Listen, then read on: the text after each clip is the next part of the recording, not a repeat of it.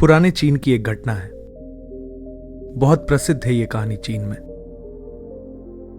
पुराने चाइना में एक व्यक्ति रहता था जो सन्यास को जाना चाहता, बस खो जाना चाहता था।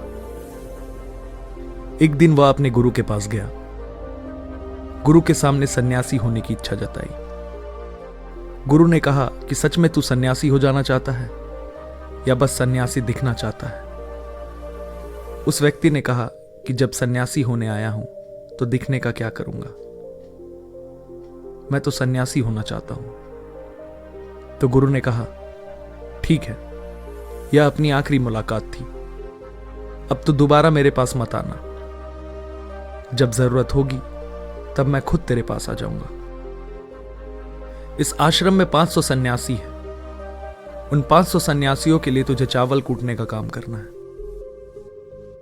ऐसा कहा जाता है कि वह सन्यासी अगले 12 वर्षों तक चौखट के पीछे एक हल्के अंधेरे से कमरे में बस चावल ही कूटता रहा।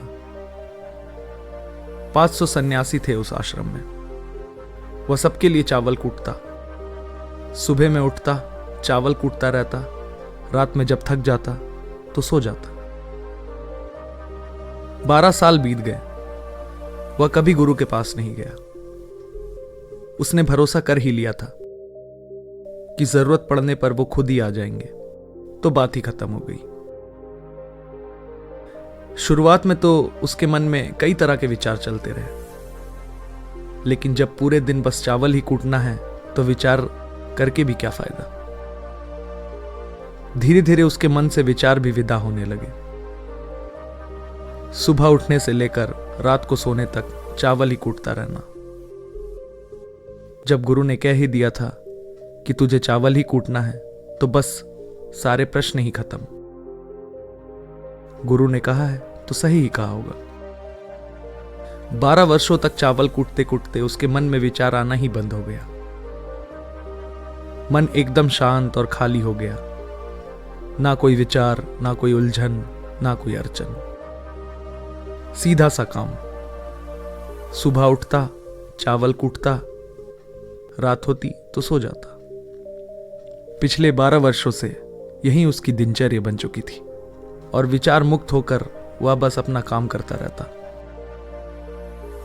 12 साल बीत जाने के बाद गुरु ने घोषणा की, मेरे जाने का समय आ चुका है। जो भी व्यक्ति मेरा उत्तराधिकारी बनना चाहता है वो आज रात मेरे कमरे की दीवार के बाहर 4 पंक्तियां लिख जाए, जिसमें जीवन का सत्य उजागर हो, जिसमें उसका और उसके विचारों का सत्य उजागर होता हो। लेकिन यह विचार उसकी खुद की होनी चाहिए, या उसका खुद का अनुभव होना चाहिए।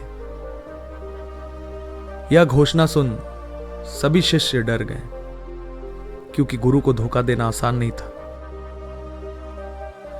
शास्त्र तो सभी शिष्यों ने पढ़ रखे थे, लेकिन उन सभी शिष्यों में से जो सबसे विद्वान था, उसने साहस जुटाकर गुरु के कमरे की दीवार पर उस रात 4 पंक्तियां लिख दी।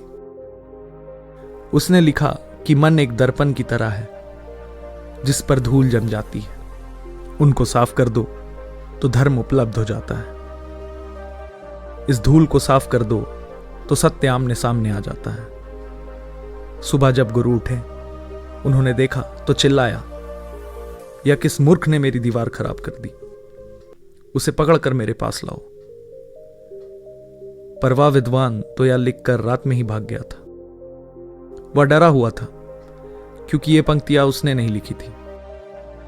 उसने एक बड़े शास्त्र से इन पंक्तियों को चोरी किया था। इसमें उसका खुद का अनुभव नहीं था। शब्द अच्छे तो थे, लेकिन उनमें प्राण नहीं थे। वे जाते समय अपने आश्रम के मित्रों से कह गया था कि अगर गुरु सुबह कहे कि वाह क्या बात कही है तो मुझे खबर कर देना, लेकिन अगर गुरु पढ़कर क्रोधित हो जाए तो मेरा पता मत बताना।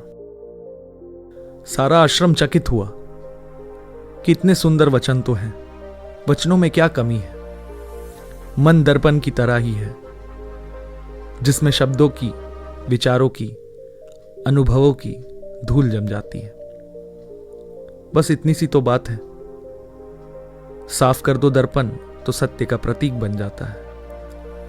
लोगों ने कहा, उस सन्यासी ने बात तो बिल्कुल ठीक लिखी है, लेकिन गुरु जरूरत से ज्यादा ही कठोर है। और अब देखते हैं कि इससे ऊंची बात गुरु कहां से लेकर आएंगे। ऐसी ही बातें पूरे आश्रम में चल रही थी। पूरा आश्रम गर्म था। इसी बात को लेकर ऐसे ही 4 सन्यासी यह बात करते हुए उस चावल कूटने वाले के पास से जा रहे थे। उसने भी उन चारों की बात सुनी। उनकी बात सुनकर वो हंसने लगा। उनमें से एक ने कहा, तुम हंस रहे हो, बात क्या है? उसने कहा, गुरु ठीक ही तो कह रहे हैं, किस नासमझ ने यह लिखा। यह सुन चारों सन्यासी चौंक गए और बोले, तू पिछले 12 वर्षों से चावल ही कूट रहा है और हम शास्त्रों पर सर पटक पटक कर मर गए। तो अब तू बताएगा कि क्या सही है और क्या गलत है। उनमें से एक ने कहा, तो क्या तू इससे बेहतर कोई वचन लिख सकता है? उसने कहा, पिछले 12 वर्षों से मैं लिखना भूल गया हूं, लेकिन बोल सकता हूं अगर कोई लिख दे तो।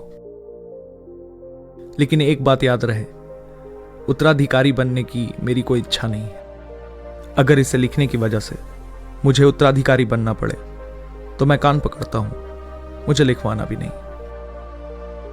फिर उन चारों ने कहा, अरे तुम बोलो, हम लिख देते हैं। उसने लिखवाया। कहा, लिख तू जाकर। कैसा दर्पण कैसी धूल, ना कोई दर्पण ना कोई धूल। जो इसे जान लेता है धर्म कर लेता है, धर्म को उपलब्ध हो जाता है, सत्य को उपलब्ध हो जाता है। आधी रात को गुरु उस चावल कूटने वाले के पास आए और कहा, अब तू यहां से भाग जा, वरना ये 500 तुझे मार डालेंगे। ये मेरा चोगा ले। तू मेरा उत्तराधिकारी बनना चाहे या ना बनना चाहे, इससे कोई फर्क नहीं पड़ता। तू मेरा उत्तराधिकारी है। मैंने तुझे ही अपना उत्तराधिकारी मान लिया। लेकिन अब तू इस आश्रम से भाग जा, क्योंकि या तुझे जीने ना देंगे। ये सब बर्दाश्त नहीं कर पाएंगे कि एक चावल कूटने वाला सत्य को प्राप्त हो गया, हाथ में ज्ञान को उपलब्ध हो गया और यह शास्त्रों पर सर पीटते रह गए। इसलिए तू यहां से चला जा। यह कहानी यही समाप्त होती है। विचार सुनीता के संदर्भ में एक बार गौतम बुद्ध ने की अपने एक शिष्य मौलपुत्र से कहा था कि जिस दिन तुम्हारे दिमाग में विचार उठने बंद हो जाएंगे, उस दिन तुम सत्य का अनुभव करोगे। तुम खुद को, इस ब्रह्मांड को समझ पाओगे और यही बुद्धत्व प्राप्ति का सत्य है। मन के विचारों को शांत करने का एक तरीका जो बौद्ध ग्रंथों में बताया गया है वह है खुद के विचारों पर ध्यान देना। अंदर क्या चल रहा है, कैसे विचार उठ रहे हैं, इसका बड़ी सावधानी से निरीक्षण करते रहना। इसका मतलब यह नहीं है कि हमें अपने विचारों को दबाना चाहिए, बल्कि उन्हें रोकना शुरू करना चाहिए। अगर आप ऐसा करेंगे तो विचारों के फैलाव की तीव्रता और बढ़ जाएगी। आपको बस अपने मन को देखना। मन भटके, बार बार भटकेगा, लेकिन जैसे ही आपको फिर याद आए कि आप विचारों का निरीक्षण कर रहे थे, आप तुरंत फिर से विचारों पर ध्यान देना शुरू कर दो। शुरुआत में आपको काफी परेशानी आएगी और मन बार बार भटकेगा भी, लेकिन कुछ दिनों बाद आप देखेंगे कि आप काफी लंबे समय तक अपने विचारों को ऑब्जर्व कर पा रहे हैं। हर तरह से अच्छे बुरे विचार मन में आ रहे हैं, जा रहे हैं, लेकिन आप विचारों के साथ कोई छिड़कानी नहीं कर रहे हैं।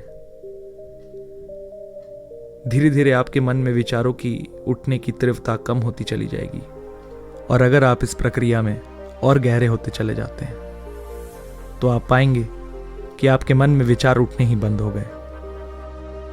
अब आप बीते कल और आने वाले भविष्य की चिंतन नहीं करते। अब आप वर्तमान में जीते हैं और जो कि अभी इस समय आपके सामने है, आप केवल उस पर ही अपना ध्यान केंद्रित करते हैं।